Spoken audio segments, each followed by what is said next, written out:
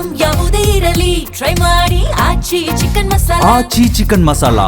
Israel ಹಾಗೂ Iran ನಡುವಿನ ಯುದ್ಧದಿಂದಾಗಿ ಇದೀಗ ದೇಶಾದ್ಯಂತ LPG ಸಿಲಿಂಡರ್ಗಳ ಸಮಸ್ಯೆ ಉಂಟಾಗಿದೆ. ಇದಕ್ಕೆ ಧಾರವಾಡವು ಕೂಡ ಹೊರತಾಗಿಲ್ಲ. ಆದರೆ ಧಾರವಾಡದಲ್ಲಿ ಇದುವರೆಗೂ ಕೂಡ ಹೋಟೆಲ್ ಉದ್ಯಮಕ್ಕೆ ಇದರ ಬಿಸಿ ತಟ್ಟಿಲ್ಲ. ಆದರೆ ಇದೀಗ ಇದರ ಬಿಸಿ ತಟ್ಟಿರೋದು PGಗಳಿಗೆ. ಧಾರವಾಡ ಅಂದರೆ ಅದು ವಿದ್ಯಾಕಾಶಿ. ಇಲ್ಲಿ ಸಾವಿರಾರು ಸಂಖ್ಯೆಯಲ್ಲಿ PGಗಳಿವೆ. ಅದ್ರ ಜೊತೆಗೆ ಸಾವಿರಾರು ಸಂಖ್ಯೆಯಲ್ಲಿ ವಿದ್ಯಾರ್ಥಿಗಳು ಕೂಡ ಇಲ್ಲಿ ಇದ್ದಾರೆ. ಈ ನೆಲೆಯಲ್ಲಿ ಇದೀಗ ನೇರವಾಗಿ ಬಿಸಿ ತಟ್ಟಿರೋದು ಈ PGಗಳ ಮೇಲೆ. ನಾನೀಗ ನಿಂತಿರೋದು ಅಂಥದ್ದೊಂದು PGಯ ಒಳಭಾಗದಲ್ಲಿ. ಇದು ಧಾರವಾಡ ನಗರದ ಸಪ್ತಾಪುರ ಬಡಾವಣೆಯಲ್ಲಿರುವಂತಹ ಒಂದು ಅಶ್ವಿನಿ PG ಅಂತ ಹೇಳ್ಬಿಟ್ಟು ಇಲ್ಲಿ ನೋಡ್ತಾ ಇರ್ಬೋದು ಯಾವ ರೀತಿ ಖಾಲಿಯಾದ ಸಿಲಿಂಡರ್ಗಳು ಕಾಣಿಸ್ತಾ ಇವೆ ಅಂತಂದರೆ ನಿನ್ನೆಯಿಂದನೂ ಕೂಡ ಇಲ್ಲಿ ಸಂಜೆಯಿಂದ ಈ ಸಿಲಿಂಡರ್ ಪೂರೈಕೆ ಬಂದಾಗಿದೆ. ಈ ಹಿನ್ನೆಲೆಯಲ್ಲಿ ಸಮಸ್ಯೆ ಉಂಟಾಗಿದೆ. ಅಂದರೆ ಈಗ ಹೊಸ ಸಿಲಿಂಡರ್ ಬೇಕಂದ್ರೆ ಸಿಗ್ತಾ ಇಲ್ಲ. ಈ ಹಿನ್ನೆಲೆಯಲ್ಲಿ ಇದೀಗ ಈ ಖಾಲಿ ಸಿಲಿಂಡರ್ಗಳಷ್ಟೇ ಇಲ್ಲಿ ಉಳಿದಿರೋದು.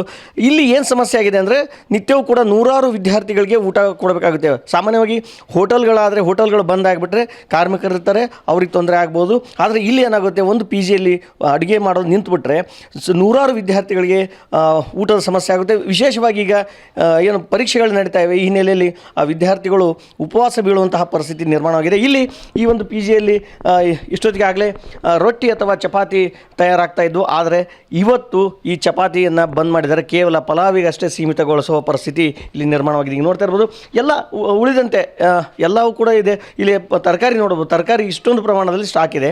ಆದರೆ ಈ ತರಕಾರಿಗೆ ಎದಕ್ಕೆ ಬೇಕು ಅಂದರೆ ಚಪಾತಿಗೆ ಬೇಕಾದಂತಹ ಬಾಜಿ ಇರ್ಬೋದು ಅಥವಾ ಪಲ್ಯ ಇರ್ಬೋದು, ಅದಕ್ಕೆ ಬೇಕಾಗಿರ್ಬೋದು. ಆದರೆ ಇವು ಯಾವ ಕೂಡ ಇದೀಗ ಉಪಯೋಗಕ್ಕೆ ಬಾರದಂತಾಗಿವೆ. ಯಾಕೆಂದರೆ ಚಪಾತಿಯನ್ನೇ ಮಾಡೋದು ಬೇಡ ಅಂತ ಬಿಡೋ ಪರಿಸ್ಥಿತಿ ಈ PG ಮಾಲೀಕರಿಗೆ ಬಂದಿದೆ. ಸಾಕಷ್ಟು ಸಮಸ್ಯೆ ಎದುರಿಸ್ತಾ ಇದ್ದಾರೆ. ಈಗ ನೂರಾರು ಹುಡುಗರಿಗೆ ಏನು ಊಟಕ್ಕೆ ಹಾಕಬೇಕು ಅದು. ಬನ್ನಿ ಹಾಗಾದರೆ ಇಲ್ಲಿ PG ಮಾಲೀಕರಾಗಿರುವಂತಹ ಮಾಲ್ತೇಶ್ ಇದ್ದಾರೆ, ಕೇಳೋಣ. ನಿಮಗೂ ಈಗ ಸಿಲಿಂಡರ್ ಬಿಸಿ ಹತ್ತು ಹಾಗಾದರೆ? ಸರ್, ನಿನ್ನೆವರೆಗೆ ಬೆಳಗ್ಗೆ ಪ್ರಾಬ್ಲಮ್ ಇರಲಿಲ್ಲ, ಸರಿಯಾಗಿತ್ತು. ನಿನ್ನೆ ಸಾಯಂಕಾಲ ನಮ್ಮ ಬುಕ್ ಮಾಡೋಕೆ ಫೋನ್ ಮಾಡಿದಾಗಂತೂ ಇಲ್ಲ ಸಿಲಿಂಡರ್ ಸಾರಿ ಅಂತ ಹೇಳಿಬಿಟ್ಟು ಒಂದೇ ಮಾತಲ್ಲಿ. ಸಾರಿ ಅಂತ ಮುಂದೆ ಹೆಂಗಪ್ಪ ಅಂದ. ಇಲ್ಲ ಸಪ್ಲೈ ನಾನು ಏನು ಮಾಡಿ 10 ನಾನು ಖಾಲಿ ಕುಂತೇನೆ. ಈಗ ನೀ ಖಾಲಿ ಕೂತಪ್ಪ, ಹೋಟ್ಲದು ಬಂದು ಹೋಟ್ಲ್ ಸಪ್ಲೈ ಮಾಡೋಕತ್ತಿಲ್ಲ. ಹೋಟ್ಲ್ ಸಪ್ಲೈ ಬಂದು ನಡೀತಾವ್ರು, ಬಂದು ಮಕ್ಕಳು ಹೋಗ್ತಾರೆ. ಬಟ್ ನಾವು ಹುಡುಗರು ಹಾಸ್ಟೆಲ್ ಊಟ ಕೊಡ್ಬೇಕು ಪ್ರತಿ ದಿವಸ. ಇದು ಆಲ್ರೆಡಿ PUC ಪರೀಕ್ಷೆ ನಡೀತಾವೆ, ಸ್ಕೂಲ್ ಎಕ್ಸಾಮ್ ನಡೀತಾ ಇದ್ದಾವೆ. ಹುಡುಗ ಊಟ ಕೊಡು ಮುಂದೆ ಗತಿ ಏನು. ಆದಾಗ ಈಗ ಅನಾವಶ್ಯಕ ಬೇರೆ ಹಾದಿ ಇಲ್ದೇ ಇವತ್ತು ಚಪಾತಿ ರೊಟ್ಟಿ ಮಾಡೋಕ್ಕೆ ಅವಕಾಶ ಇಲ್ಲ ನಮಗೆ. ಹಿಂಗೆ ಬರೀ ಪಲಾವ್ ನಡೆಸಿ ಇವತ್ತೇನೋ ಪಲಾವ್ ಕೊಡ್ತೇವೆ, ಬಟ್ ನಾಳೆ ಏನೋ ಒಂದು ದೊಡ್ಡ ಚಿಂತೆ ನಮ್ಗೆ ಕಾಡಕತ್ತೈತಿ.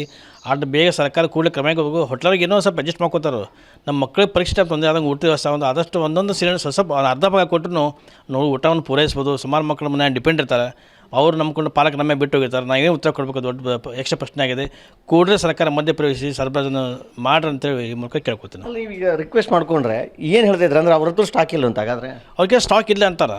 ಸ್ಟಾಕ್ ಗಾಡಿನೇ ಬಂದಿಲ್ಲ, ನಾವೇನು ಮಾಡೋದು ಹೆಲ್ಪ್ ಅವ್ರು ಕೈ ಇರ್ತಾರೆ. ಬಟ್ ಇದರಿಂದ ಏನಾದರೂ ಆಲ್ರೆಡಿ ವ್ಯವಸ್ಥೆ ಮಾಡ್ಬೋದಲ್ಲ. ಬೇಕು ಒಲಿ ಹಚ್ಚಕ್ಕೆ ನಮ್ಮಲ್ಲಿ ಆ ಪ್ರೊವಿಷನ್ ಇರೋಂಗಿಲ್ಲ. ಯಾಕಂದ್ರೆ ಟೋಟಲ್ ಕಮರ್ಷಿಯಲ್ ಸಿಲಿಂಡರ್ ನಂಬ್ಕೊಂಡು ನಡೆಸ್ತಾ ಇದೆ PG ಸುಮಾರು 14-15 ವರ್ಷದಿಂದ. ಸಡನ್ ಈ ಥರ ಆಗಿದೆ ಫಸ್ಟ್ ಟೈಮ್ ನಮ್ಮ ಇತಿಹಾಸ ಒಳಗಡೆ. ಅದು ಕೂಡ ಏನಾದರೂ ಒಂದು ವ್ಯವಸ್ಥೆ ಮಾಡಿ ಕೊಟ್ಟಂತ ಭಾಳ ಚಲೋ. ಯಾಕಂದ್ರೆ ನಾವು ಊಟ ಹೆಂಗೆ ಕೊಡಬೇಕು ದೊಡ್ಡ ಪ್ರಶ್ನೆ ಆಗ್ಬಿಟ್ಟು ನನಗೆ ನಾಳೆಗೆ.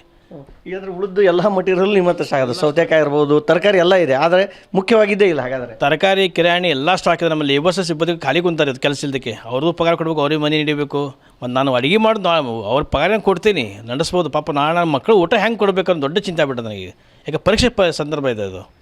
ಇದು PG ಮಾಲೀಕರ ಸಮಸ್ಯೆ. ಇಲ್ಲಿ ಇಷ್ಟೊತ್ತಿಗಾಗಲೇ ಇಲ್ಲಿ ಏನು ಚಪಾತಿಗಳು ಕೂಡ ರೆಡಿ ಆಗಬೇಕಾಗಿತ್ತು. ನೂರಾರು ವಿದ್ಯಾರ್ಥಿಗಳಿಗೆ ಊಟವನ್ನು ಕೊಡುವಂತಹ PGಗಳಿದು. ಇಲ್ಲಿ ಚಪಾತಿ ಕೂಡ ಮಾಡೋ ಸಿಬ್ಬಂದಿ ಇಲ್ಲಿ ಇರಬೇಕಾಗಿತ್ತು.